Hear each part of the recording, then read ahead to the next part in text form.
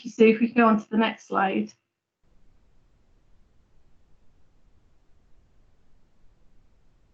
There we go. I think we've covered the fact that business is normal for universities, so I won't talk about that too much. I just want to pick out a couple of things on this slide. One is the virtual open days and taster days.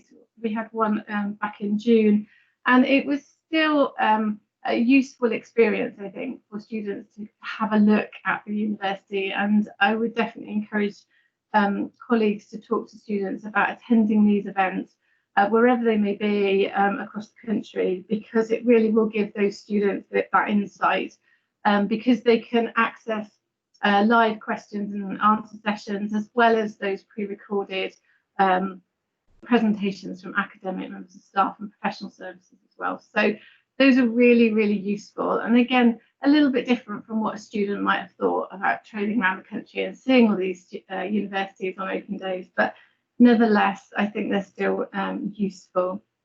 And on that slide, the last point that I've mentioned there, that this might be short term in terms of what's going on at the moment, but it looks like the graduate skills and attributes are still required by employers. So I think that's a really important message to take to our students. Some I know that I've been speaking to are worried about the job prospects, but actually what we found is that universities are still being asked for students to apply to their graduate schemes, and employers are still wanting that graduate to come with a whole bunch of knowledge and skills, just like any other year, really. What we have found is that got some information here from the latest graduate trends, but 31% of employers are delaying their start date. So yes, they are wanting those graduates, but because things are a little bit uneasy, perhaps they might be delaying them between 1 to 3 months. So it's not saying that they definitely don't want them. They obviously just need to see what's happening. But 66% are hiring full-time for remote working. So it's not a completely bleak picture. It just might look a little bit different. What we are seeing, though, is that there are fewer part-time jobs available for students. So again, that might have something to think about for our students that are applying to higher education, wherever, because if they're relying on this additional income, that might not be necessarily possible. So I thought that was important to mention. What we are seeing is that more finalists are considering postgraduate study, which might not surprise you. So 50% of finalists at the moment are considering postgraduate study, so that's quite a bit different from the normal situation where it's about 25%.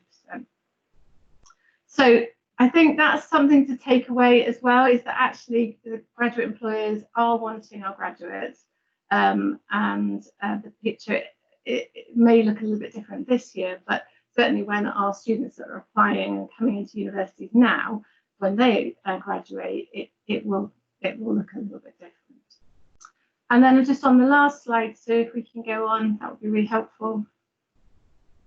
When I had a little look around and talked to colleagues in accommodation, they were talking about these clusters, which I know we've talked about briefly in the last session, so I don't want to go into that in any great detail, but I think I would just emphasise that this might be the situation for this academic year. Let's see what happens, and then there may be opportunities for people to move into different situations with accommodation and learning in 18 months time, who knows. So that's definitely what we're looking at for this year for these clusters, and as we've discussed, there are pros and cons to that, but that's the situation at the moment. But we hope that Block Zero will help students to really make friends and get the support that they need so they can really hit the ground running with just starting their university course and feeling happy that they're in the right place and doing the right course. So for us, that Block Zero is really important to just getting them going, really.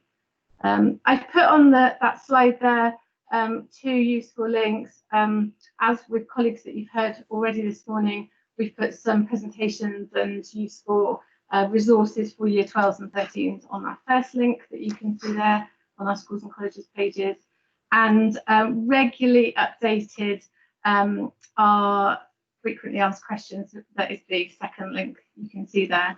And that is literally being updated all the time. I looked at it about a week ago and it looked completely different to when I looked a few days ago. So as we get more information and as the situation changes, it's always good for students to and staff alike just to keep an eye on what's going on. So I hope that's a useful whistle-stop tour about what's happening at UWE. Thank you very much, Kate. So thanks for that. So we'll hear from Laura and Sadie, and then we'll have an opportunity for you to ask questions. But start putting things into the chat pane if you want to. So Laura is from University of Bristol. Hi, Laura. And you've got a little checklist here that I'm just going to put up so people can see it. Oh, did that work? Try again. Okay, can people see that? Yes. Yeah, okay. Right, okay, Laura, I'll pass across to you. Yeah. Hi, everyone. I'm Laura. I'm from the University of Bristol. I'm a WP manager there, so widening participation manager. So I thought I'd just do a kind of one-pager for you, slightly different format, just so that you've got all the information in one place if you want to follow any of the links that I mentioned. Sorry, I wasn't here earlier this morning, so I'm not totally sure exactly kind of the format of other people's updates. If I skip over anything too quickly, pick me up in the comments box or ask me a question later. That's absolutely fine. So a bit of a whistle-stop tour of what we're doing.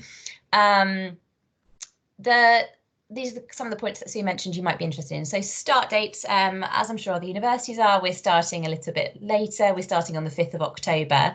At that point, teaching will start straight away, but we'll also have a welcome week. So our student union is running some online events and also some face-to-face events where possible.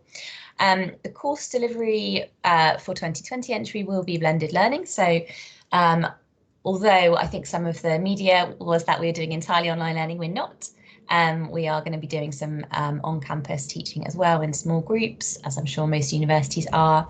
The university is doing a lot of work to prepare all our facilities at the moment following government guidelines. We're really not sure what's going to happen. Obviously, we're prepared to dial up teaching to more online delivery if we need to, or more on-campus teaching. But we're looking at ways to maximise our on-campus space as well, so that students do get that experience of being on campus as well. In terms of accommodation, similar it seems to UWE, we are looking at bubbles for students to live in, but that's not finalised yet. But we will be making sure there's a plan for students to move in gradually before the beginning of term. I think that's something we've seen that students are worried about. When will they be able to get back or onto campus at all? All that information should be circulated very soon to students. In terms of results day, as usual, we always look to accept near miss students. It's very difficult to give an example of what that looks like, and it's different every year, and it depends on the spaces we have available. But we do a lot of work, particularly to prioritise students who do meet widening participation flags or who have already received our contextual offer. I'll talk about that a little bit in a minute. And then we will also be in clearing as well this year. So we will make sure we've posted our clearing vacancies for early clearing, which obviously opened today, and we'll be in clearing as normal on results day. So please do get in touch with the team. There's lots of live chats this year, which is new for us. So hopefully that'll be really useful for students if they're thinking about clearing, to have a look at that from now, and then they can be fully prepared for results day. The only other thing I wanted to mention around 2020 entry is deferrals. So there's obviously been press reports that there's loads of students wanting to defer. We've not necessarily seen that. We've not seen a net increase in the number of requests to defer, because we've also seen a lot of people wanting to undefer and start this September. So we're still very happy to accept requests to defer or to undefer. The deadline for that is the 23rd of July. So do make sure that if any students are considering that, they do that as soon as possible. The only subject, of course, where that's not really possible, or at least there's a bit more of a process to it, is for medicine and dentistry subjects where we have number controls. So yeah, absolutely an option to defer at this point if students are still thinking about that, and students can do that themselves through our online platform. If you don't mind just scrolling down a little bit, Sue, for the 2021 entry, I just wanted to talk a bit about the work that we've been doing to support students who are going to be applying in the coming year. So students who are going into year 13 who are current year 12s. We've been supporting year 12s through our online virtual platform. So we've had over 1,500 students sign up to that. And what we're now trying to do is to promote that to current year 11s, so that year 12s coming into next year. So we can really make sure that we've got all of the sixth form students covered with the virtual resources that are available on our website. We're going to be running taster days in September for both year 13s and year 12s online, so that should hopefully be really useful. Essentially all of our work is going to be advertised and most easily accessible through our virtual resources platform, so there's a link to that on this webpage. That's available from year 11 students up to sign up to there, and then they'll be advertised to particular events and resources that will be useful to them, both live and kind of static resources. We are also carrying on with our cohort programs such as Access to Bristol and our summer schools, which you may be aware of, and we'll be opening up applications for those pretty soon for year 12s, and we'll be continuing to run virtual open events as well. And then I thought I mentioned earlier, I just wanted to mention our contextual offer system, which is remaining the same. So that's typically up to 2 grades, offers of up to 2 grades lower for students who meet a widening participation flag. So that's typically based on their postcode, the school they go to, or participation in one of our projects. About 30% of our students receive a contextual offer, so it's quite a significant proportion of students now. So we're really pleased. We think that system works really well, and we have evidence to show that those students do as well when they arrive at university. So that's really great, and that will be continuing. We're also thinking about ways that we can make sure that we're supporting students who've been affected by COVID-19. So for students who are getting their results this summer, we ask them not to submit an extenuating circumstances form, because that will be taken into account when we look at near misses in results day. But for results day next year, we are going to be encouraging people to submit an extenuating circumstances form through our website. So the links on this document will show you exactly what they need to do for that. But we will expect people to submit that explaining how they've been affected, and that will then enable us on results day to have a better picture of the circumstances under which students achieved their results. We'll then be able to make adjustments and potentially accept them even if they miss their grades. What we're unlikely to be doing is reducing our initial offer any further. So if they're eligible for contextual offers, they'll still get that, but we will be unlikely to reduce that any further, but we may just be able to be more flexible on results day. So all the information for that is still being finalised, so we've got exactly the right messaging, but then that will go on our website when it's there, but that's what you can expect in the coming weeks. Finally, I've had some questions about work experience. I know that's a big worry for lots of students, whether they're coming in this year or next year. So just making sure that students are reassured that any work experience requirements, we will be very flexible in terms of what we're looking for as far as we can, and there's more guidance on our website about that. And sign up to our newsletter, and then that's where we'll get all the most up-to-date information. Brilliant. Thank you so much for that, Laura. Just checking, is Sadie with us from Weston College? Or are you doing it, Ben? I can't see Sadie on the list. I'll just go quickly check my email in case she's having trouble logging on. Okay, I'm not sure that Sadie is here. I know we've got a few people from Weston College here. Does anybody feel they want to give a quick roundup of what's happening at Weston College in terms of higher education provision? Sorry to put you on the spot, but if anybody feels they could do that, we've got April, Ben here. I'd say a bit, Sue, if you want. Thank you very much. That'd Yeah, be so great. I think what I'll do, the easiest thing to do is, so there was a Facebook Live event that was done not so long ago. So it was Sadie talking about it, Dr. Paul, who's the principal of Weston College, and one of our graduate trainees called Molly, and they were kind of talking about the experience of what's going to happen. I guess what's you know, very key about what has kind of been said about the other universities is the small group system. We generally work like that at UCW anyway. We're a very small institution. I know kind of Boswell, we're talking about having 7,500 students, but we only have about 1,000 students. So yeah, we are very, very small. So we're very used to having small group sizes. You know, some of our groups previously were about a maximum of 30 students. So again, like the other universities, we're thinking of a blended approach. We've been very accustomed to using Teams now for, like most colleges and universities, for about 4 months. So again, it will be a mixture, again, a blended learning approach to that. Yeah, that's all I can kind of really say from being on the spot, but I will find the Facebook Live link now, and I'll post it in the chat if people do want to have a look at it. So April, are you noticing an increase in students where people might be wanting to stay a bit more local? Good question. It might be, yeah. I think we generally have quite a lot of local students. When they kind of find out that we are offering courses, they do want to apply to us. I'm not sure whether we've kind of had an increase currently at the minute. I don't know if Ben's here, whether he's gone. He's kind of obviously working a lot more with year 13 students at the minute. So yeah, I'm not sure. I don't think we've had a lot of people defer their entry for next year. I think particularly as well, like we've said, with the with EU students obviously next year not being eligible for home fee status, that will probably have quite an impact, because we do have a lot of EU students who apply to our courses. So yeah, I don't think we've had a massive kind of change in things. Everything seems to be, from what I understand from our admissions officer, quite normal at the moment. Yeah. Okay, thanks very much. Sorry, it's Ben. Go on, Ben.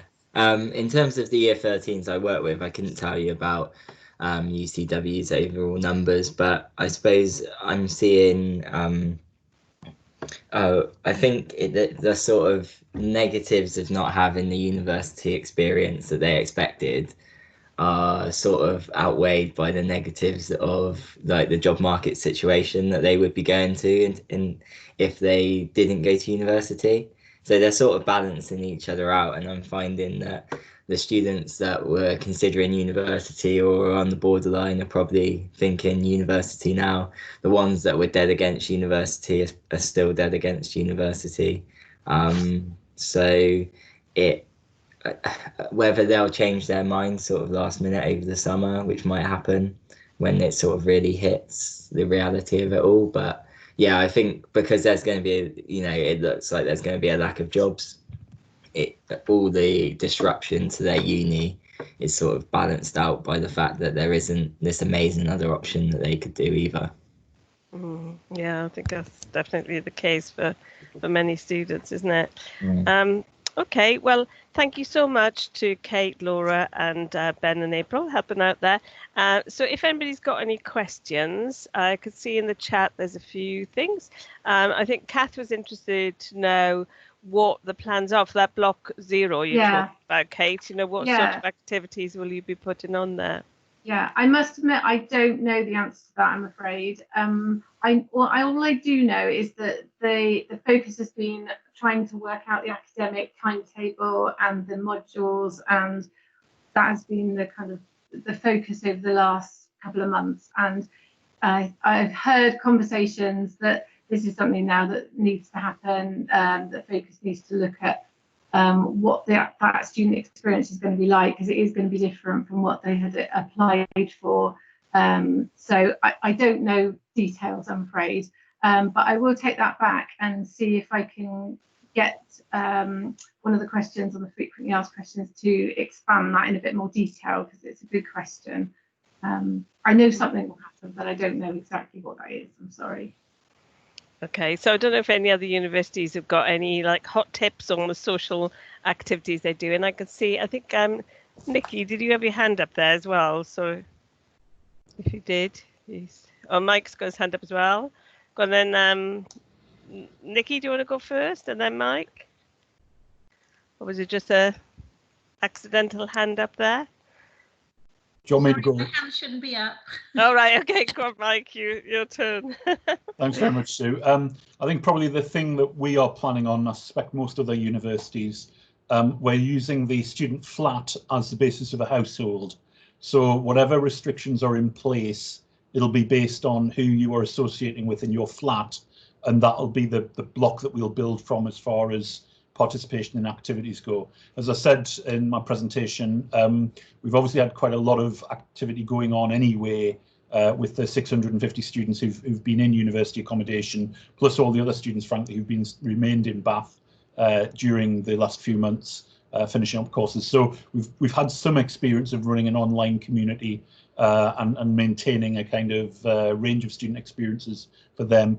I suspect, however, a lot of it will hinge on what situation we find ourselves in September as far as government restrictions or otherwise might go. If anybody was out at the weekend, they will suggest that most 17, 18-year-olds don't feel there is anything to be worried about as far as association seems to be concerned. Yeah, that's the worry, isn't it? Especially with schools as well. Schools are putting all these things in place, but actually a lot of the kids are out there cross-pollinating in town. So it's going to be interesting times, I think, in September. So anybody want to ask any other questions? Like Kathy's saying that a lot of her students are most worried about the whole social thing and how you make friends. And I've certainly picked up on that as well. I think that is a worry for students. So I think anything we could be saying to them that, to reassure them that a lot of these things are being thought of and will be set up for them, and they will be able to get to know people. There's a question from Susie. Can Kate advise if you, do you want to pick up on that one, Kate? Yeah, because I'm not in the recruitment department and work very impartially in my work, I don't know the answer to that exactly. I know that when I talked to admissions staff before today's presentation, they were saying that the deferral procedure is just the same as any other year, and everything's on a case-by-case basis as previously. So I didn't get the sense that there has been an increase in deferrals or decrease, I'm afraid. So sorry, I don't know that. Okay. Any other questions?